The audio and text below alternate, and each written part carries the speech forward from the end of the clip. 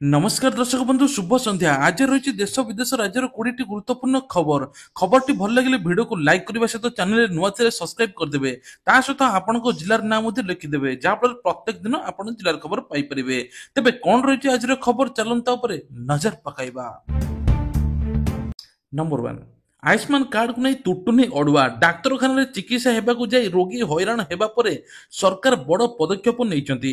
Ayushman card रे कौनसी द्वंद्व नहीं बोली कहते स्वास्थ्य मंत्री मुकेश महालिंग। जहाँ किछि वैषयिक समस्या रही तार समस्या समाधान होई आलोचना चली सेपरे घरोई हॉस्पिटल पैकेज वृद्धि दाबी उपर मध्य विचार करा आसुवा विभिन्न मतामत को सबु दिग को नहीं विचार चली। पैन इंडिया कार्ड होइथिबार नेटवर्क ओटीपी समस्या रही बोली कुहाଯାଉଛି। ତେବେ ଖୁବ୍ ଜଲ୍ଦି ଏହି ସମସ୍ୟାର ସମାଧାନ ମଧ୍ୟ କରାଯିବ। ରୋଗୀଙ୍କୁ ଅବହେଳା କଲେ ଆଇନ ଉପରେ ମଧ୍ୟ ଆଇନ ଅନୁଯାୟୀ କାର୍ଯ୍ୟାନୁଷ୍ଠାନ ନିଆଯିବ ବୋଲି ମୁକେଶ ମଲିକ କହିଛନ୍ତି। ଯେକୌଣସି ସରକାରୀ ହସ୍ପିଟାଲ ବା ବେସରକାରୀ ହସ୍ପିଟାଲ କେହି ଏଭଳି ରୋଗୀକୁ ହଇରାଣ କରିପାରିବେ ନାହିଁ। ଆଉ ଯଦି କରିବେ ତାଙ୍କ ଉପରେ ଦୃଢ କାର୍ଯ୍ୟାନୁଷ୍ଠାନ ନିଆଯିବ, ଲାଇସେନ୍ସ ମଧ୍ୟ ରଦ୍ଦ କରାଯିବ ବୋଲି ଏପଟେ ସ୍ୱାସ୍ଥ୍ୟମନ୍ତ୍ରୀ କହିଛନ୍ତି। ओटीटी रे अश्लीलता कोठर हेले सुप्रीमकोर्ट। तेज सिनेमा टेलीविजन रे अश्लील कंटेंट देखाइले सेंसर कईच चलाई दिए, किंतु ओटीटी प्लाटफर्म रे यार संपूर्ण ओलटा अश्लीलतार कंटेंट बहुल मात्रा देखा मिलूँ।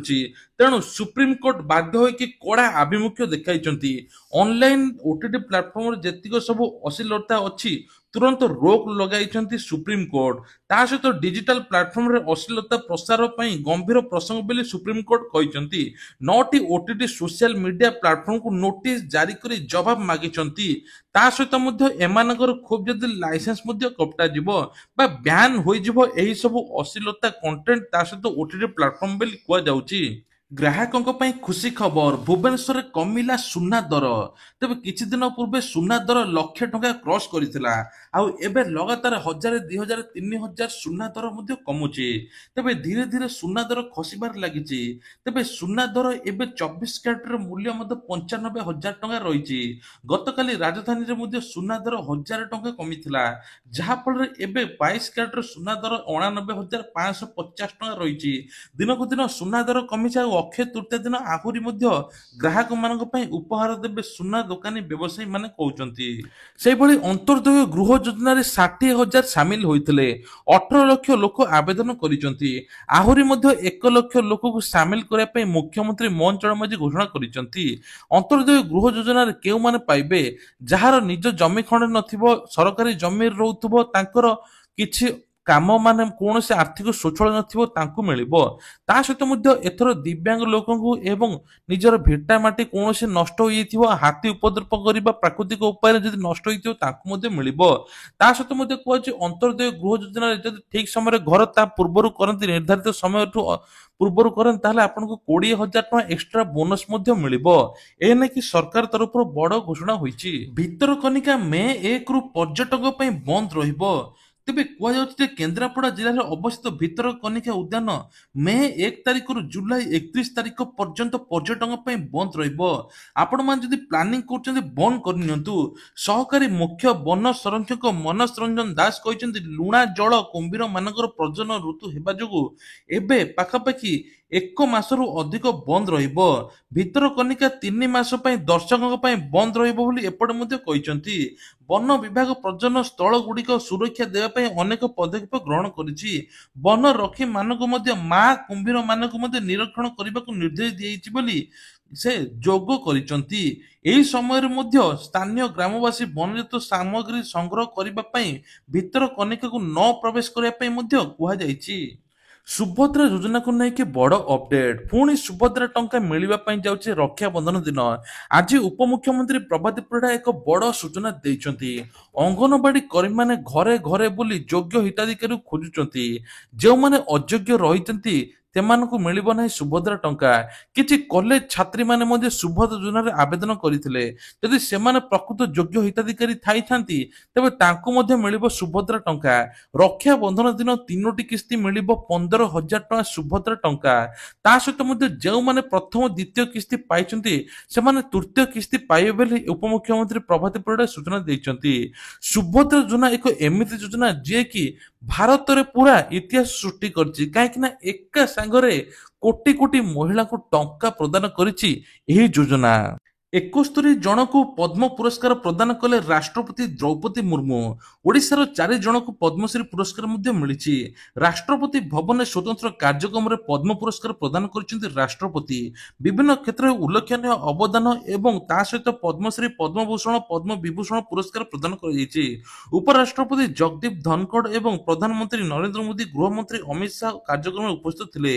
ଆଜି 71 ଜଣଙ୍କୁ ପଦ୍ମ ପୁରସ୍କାର ପ୍ରଦାନ କରାଯାଇଛି। ଓଡ଼ିଶାରୁ ପଦ୍ମ ପୁରସ୍କାର ଗ୍ରହଣ କଲେ ବିଶିଷ୍ଟ ସ୍ଥପତି ଅଦ୍ୱୈତ ଗଡ଼ନାୟକ, ତା ସହିତ କଳା କ୍ଷେତ୍ରରେ ଉଲ୍ଲେଖନୀୟ ଅବଦାନ ସମ୍ମାନିତ ମଧ୍ୟ କରାଯାଇଛି। ସେହିପରି ମଧ୍ୟ ଭୁବନେଶ୍ୱର ଏମ୍ସରେ ପୂର୍ବତନ ନିର୍ଦ୍ଦେଶକ ପ୍ରଖ୍ୟାତ ନ୍ୟୁରୋ ସର୍ଜନ ପ୍ରଫେସର ଅଶୋକ ମହାପାତ୍ରଙ୍କୁ ମଧ୍ୟ ପଦ୍ମଶ୍ରୀ ସମ୍ମାନ କରାଯାଇଛି। ଆଉ ଗୋଟେ ସବୁଠୁ ବଡ଼ ଖବର, ପାକିସ୍ତାନ ପାଇଛନ୍ତି ରାସନ କାର୍ଡ। ଖାଦ୍ୟ ଯୋଗାଣ ଖାଉଟି କଲ୍ୟାଣ ମନ୍ତ୍ରୀ ଦେଇଛନ୍ତି ସୂଚନା। ଓଡ଼ିଶାରେ ଯେତେ ସବୁ ପାକିସ୍ତାନ ରହିଛନ୍ତି ସେମାନେ ରାସନ କାର୍ଡ ହାତେଇଛନ୍ତି।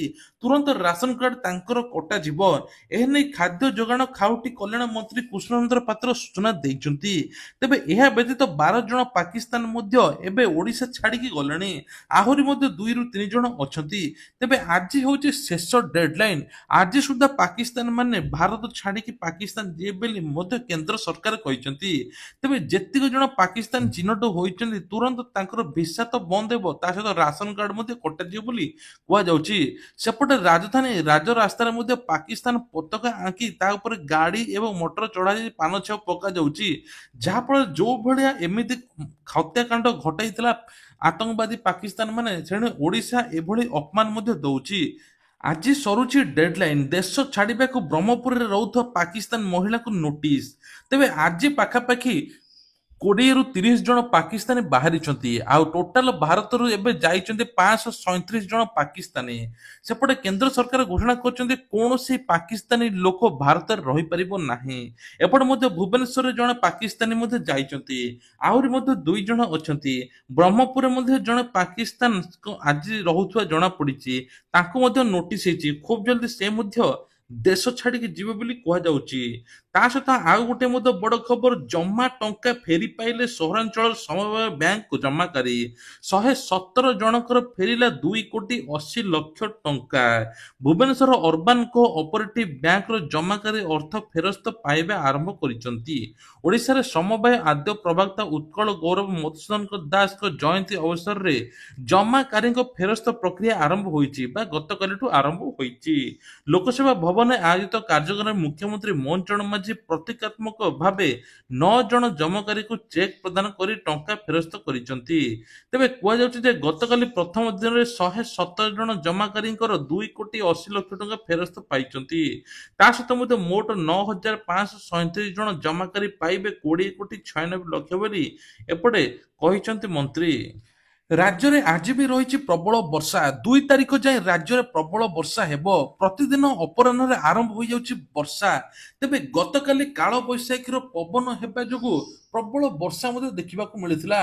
ଯାହାଫଳରେ ଏଥର ଗଛ ଭାଙ୍ଗି ବିଭିନ୍ନ ପ୍ରକାର ମଧ୍ୟ ରାସ୍ତାଘାଟ ନଷ୍ଟ ହୋଇଥିଲା। ଏବେ ମଧ୍ୟ କୁହାଯାଉଛି ରାଜ୍ୟରେ କୁଆପଥର ମଧ୍ୟ ବର୍ଷା ହେବ। ତାପମାତ୍ରା 5ରୁ 12 ଡିଗ୍ରୀ ପର୍ଯ୍ୟନ୍ତ ହ୍ରାସ ପାଇଁ ତାତି ମଧ୍ୟ ଆହୁରି ମଧ୍ୟ କମିଛି କୁହାଯାଉଛି। କିନ୍ତୁ ତା ସହିତ ମଧ୍ୟ ବର୍ଷା ଏବଂ କୁଆପଥର ପବନ ମଧ୍ୟ ବହୁଛି। ସର୍ବୋଚ୍ଚ ତାପମାତ୍ରା 4 ଡିଗ୍ରୀ ସେଲସିୟସ୍ ପର୍ଯ୍ୟନ୍ତ ମଧ୍ୟ ବୃଦ୍ଧି ପାଇଛି।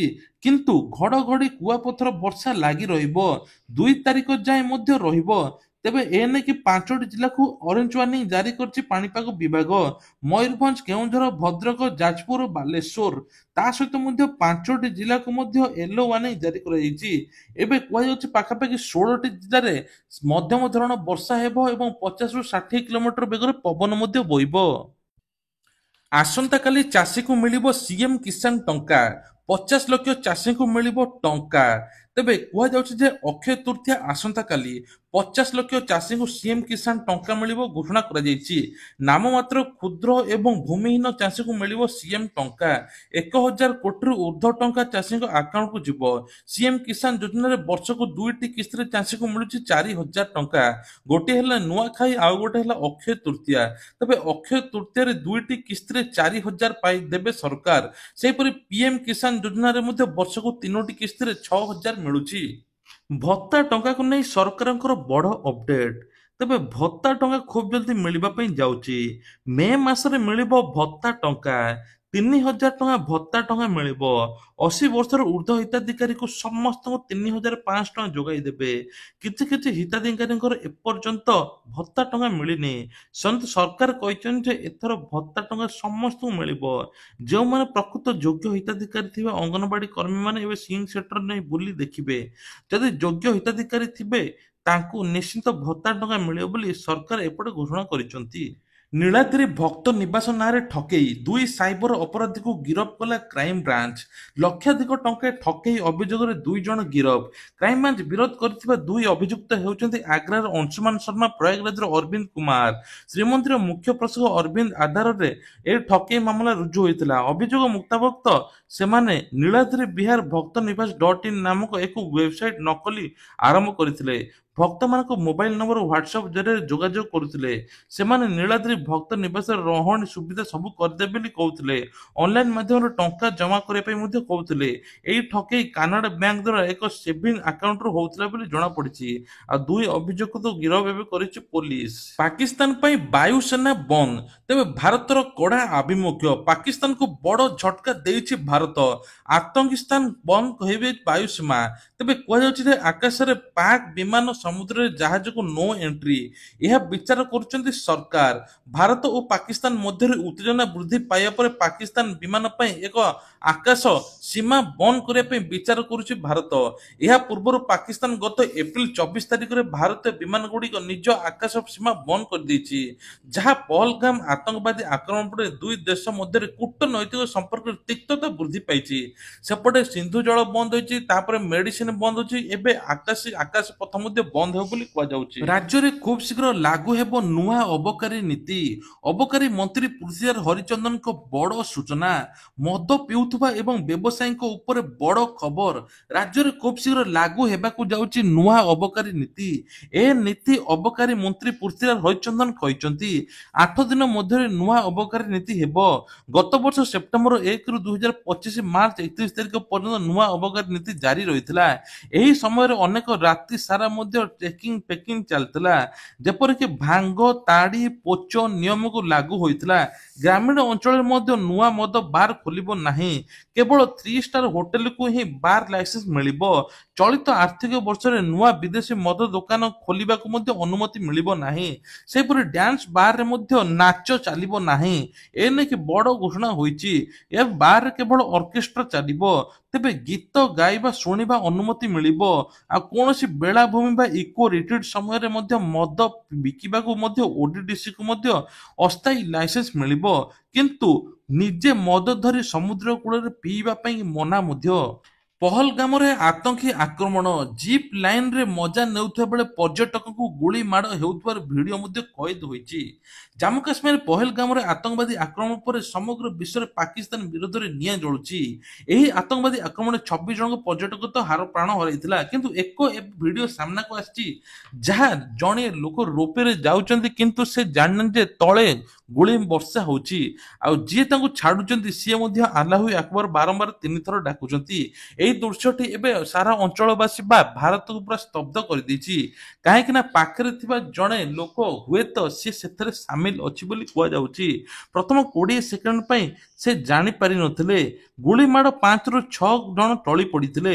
ଯେତେବେଳେ ସେ ଜିପ୍ ଲାଇନରୁ ଓହ୍ଲାଇଥିଲେ ଦେଖିଥିଲେ ଯେ ଲୋକଙ୍କର ମର ଶରୀର ପଡ଼ିଛି।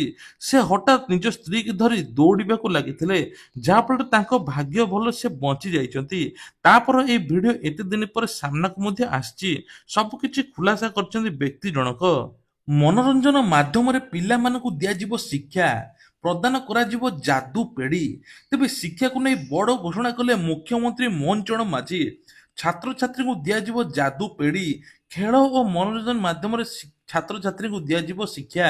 ଶିଶୁ ବାଟିକା ପ୍ରଥମ ଓ ଦ୍ୱିତୀୟ ଶ୍ରେଣୀ ଛାତ୍ରଛାତ୍ରୀଙ୍କୁ ଯାଦୁ ପେଡି ମଧ୍ୟ ଦିଆଯିବ। ଏନସିଇଆରଟି ଦ୍ୱାରା ପ୍ରସ୍ତୁତ ଏକ କିଟ୍କୁ 45,000 ଟଙ୍କାରେ ସ୍କୁଲରେ ବଣ୍ଟନ କରାଯିବ। ଏନେଇ ରାଜ୍ୟ ସରକାର 90 କୋଟି ଟଙ୍କା ଖର୍ଚ୍ଚ କରିବେ। ଲୋକସେବା ଭବନରେ ଯାଦୁ ପେଡି ଦେଖିଲେ ମୁଖ୍ୟମନ୍ତ୍ରୀ। ଯାଦୁ ପେଡି ପିଲାଙ୍କୁ ପାଠ ପଢିବା ପାଇଁ ଆକୃଷ୍ଟ କରିବ ବୋଲି ମୋହନ ମାଝୀ କହିଛନ୍ତି।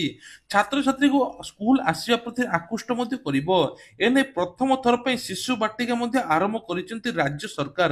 ଏଭଳି ପ୍ରୟାସକୁ ସମସ୍ତେ ମଧ୍ୟ ପ୍ରଶଂସା କରୁଛନ୍ତି। ମହିଳାମାନଙ୍କ ପାଇଁ ଖୁସି ଖବର, ସେପଟେ କେନ୍ଦ୍ର ସରକାର ମହିଳାମାନଙ୍କ ପାଇଁ ନୂତନ ଯୋଜନା କରୁଛନ୍ତି। ମହିଳା ଉଦ୍ୟୋଗପତି ମାନଙ୍କ ପାଇଁ PMEGP ଲୋନ ଦ୍ୱାରା 10 ଲକ୍ଷ ପରିବର୍ତ୍ତେ 20 ଲକ୍ଷ କରାଯାଇଛି। ତେବେ ତାଙ୍କର 20 ଲକ୍ଷ ପର୍ଯ୍ୟନ୍ତ ସେ ଋଣ ନେଇପାରିବେ। ଏପଟେ ରାଜ୍ୟ ସରକାର ମହିଳାମାନଙ୍କ ପାଇଁ 1 ଲକ୍ଷ ଟଙ୍କା ଋଣ ପ୍ରଦାନ କରିବେ, ଯାହା ପୁଣି ବି ବିନା ସୁଧରେ କେବଳ SHG ମହିଳାମାନେ ପାଇପାରିବେ। ସେପଟେ ମୁଖ୍ୟମନ୍ତ୍ରୀ ମୋହନ ଚରଣ ମାଝୀ କହିଛନ୍ତି ଯେ ଯେଉଁ ଗ୍ରାମରେ ଲୋକ SHG ରେ ସାମିଲ ନାହାନ୍ତି, ପ୍ରତିଟି ଅଙ୍ଗନବାଡି କର୍ମୀ ମହିଳାମାନେ SHG ଗ୍ରୁପରେ ସାମିଲ କରିବା ପାଇଁ ଆହ୍ୱାନ ଦେବେ। ପ୍ରତିଟି ମହିଳା SHG ଗ୍ରୁପରେ ସାମିଲ ହେବେ, ଯାହାଫଳରେ ନିଜେ କିଛି ଆତ୍ମନିର୍ଭର ହେବା ସହିତ ଲକ୍ଷପତି ଦିଦିରେ ସାମିଲ ମଧ୍ୟ ହୋଇପାରିବେ। ମୁଖ୍ୟମନ୍ତ୍ରୀ ଟାର୍ଗେଟ ରଖିଛନ୍ତି ଯେ 2 ବର୍ଷ ଭିତରେ 25 ଲକ୍ଷ ମହିଳା ଲକ୍ଷପତି ଦିଦି ବନି ସାରିଥିବେ। ତା ସହିତ ମଧ୍ୟ ପୂର୍ବ ସରକାର ଅମଳ ଯେତିକି ସବୁ ଋଣରେ ଥିଲେ ଋଣର ସୁଧ ଫେରାଇବେ ମୁଖ୍ୟମନ୍ତ୍ରୀ ବା ସୁଧ ଛାଡ଼ିବେ ବୋଲି କୁହାଯାଉଛି। ତା ସହିତ ମଧ୍ୟ ଆଉ ଗୋଟେ ସବୁଠୁ ବଡ ଖବର ହେଲା ଯେ ମହିଳା ମାନଙ୍କ ପାଇଁ ଏଥର 15,000 ଟଙ୍କା ମାଗଣା ମିଳିବ। ଯୋଉମାନେ ସିଲେଇ ତାଲିମ ନେବେ ତାଙ୍କୁ 15,000 ଟଙ୍କା ଗୋଟିଏ ମାସରେ ମିଳିବ। ତାପରେ ସେମାନେ ମଧ୍ୟ ଋଣ ନେଇକି ବ୍ୟବସାୟ ମଧ୍ୟ କରିପାରିବେ। ତେବେ ଏପଟେ ମଧ୍ୟ ଦିଲ୍ଲୀ ସରକାର ମହିଳାମାନଙ୍କୁ ମାଗଣାରେ 2500 ଟଙ୍କା ମଧ୍ୟ ଦେବେ। ସେମାନେ BPL କାର୍ଡ ହିତାଧିକାରୀ ହେବା ଦରକାର। ଆଉ ଉତ୍ତରପ୍ରଦେଶ ସରକାର ମଧ୍ୟ ଦିଲ୍ଲୀ ମେଧାବୀ ଛାତ୍ରୀଙ୍କୁ ମାଗଣାରେ ସ୍କୁଟି ଦେବେ। ଓଡ଼ିଶା ସରକାର ମଧ୍ୟ ମେଧାବୀ ଛାତ୍ରୀଙ୍କୁ ମାଗଣାରେ ଲାପଟପ ଦେବେ। ତେବେ ଛାତ୍ରଛାତ୍ରୀଠୁ ଆରମ୍ଭ କରି ସମସ୍ତ ପ୍ରକାର ଯୋଜନା କେନ୍ଦ୍ର ସରକାର ବିଜେପି ସରକାର ଆସିଲା ପରେ କରୁଛି ବୋଲି ଏପଟେ ମୁଖ୍ୟମନ୍ତ୍ରୀ କହିଛନ୍ତି। ଏସବୁ ପର୍ଦ୍ଦାଫାଶ ଏବେ କରୁଛି ବିଜେଡିର।